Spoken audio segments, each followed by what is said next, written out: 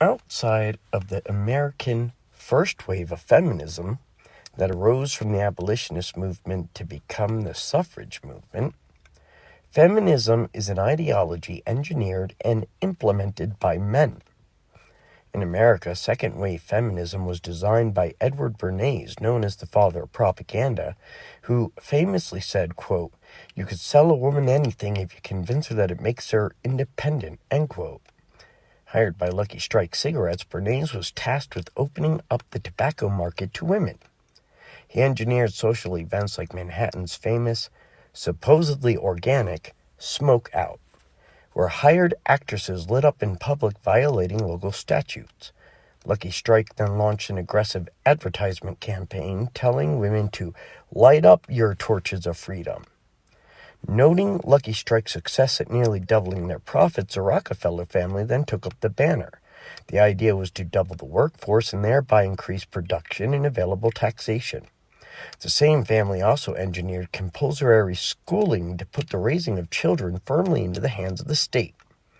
They funded propaganda campaigns targeting women launched through articles in their magazines, often creating new publication outlets, making the coming sexual revolution possible.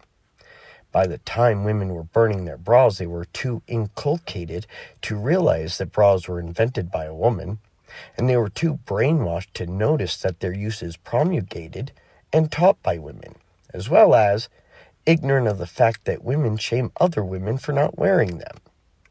They revolted against cosmetic products, whose use is taught to daughters by their mothers. To drive this point home, ask yourself this. Have you ever known a father who is pleased by his adolescent daughter's new interest in makeup and her desire to wear it? Have you ever known a father to do anything but oppose his daughter's new interest in cosmetics, only to have her cause defended and championed by his wife? A wife who then explains to her child the ins and outs of face painting. Yet women blamed men for conditions they created themselves and lashed out at constraints they imposed upon each other. Feminism in Europe and Russia was the brainchild of Marx and Engels, who understood that to uproot the culture and control the culture, you must uproot the family and control the education of the child. To do that, the mother must be removed from the home. In the perfect Marxist utopia, children would be taken from parents and raised communally in centers tasked with the responsibility for indoctrinating the next generation and creating devoted Marxists.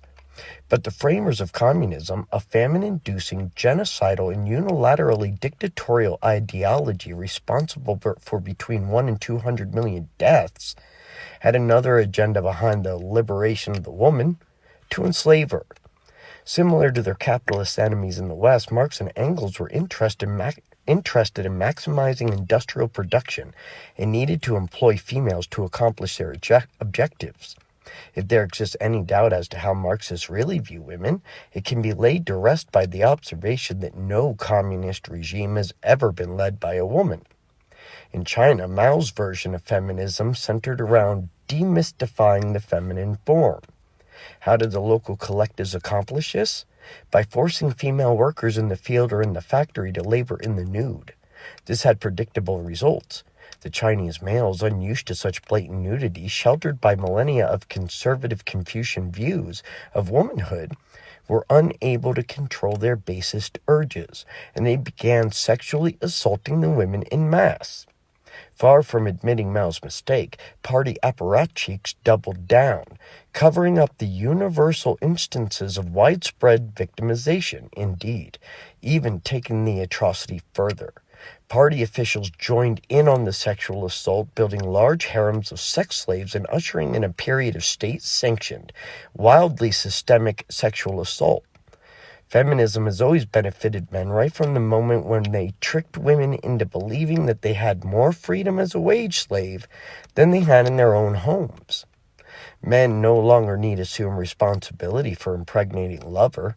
Sex work has been normalized, and women have become willing sex objects who call their degradation empowerment, claiming that they are taking control over their own sex, a control that females of nearly all species of animals have always exercised.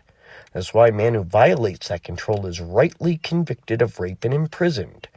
Feminism is the patriarchy's ultimate expression, built by men for men.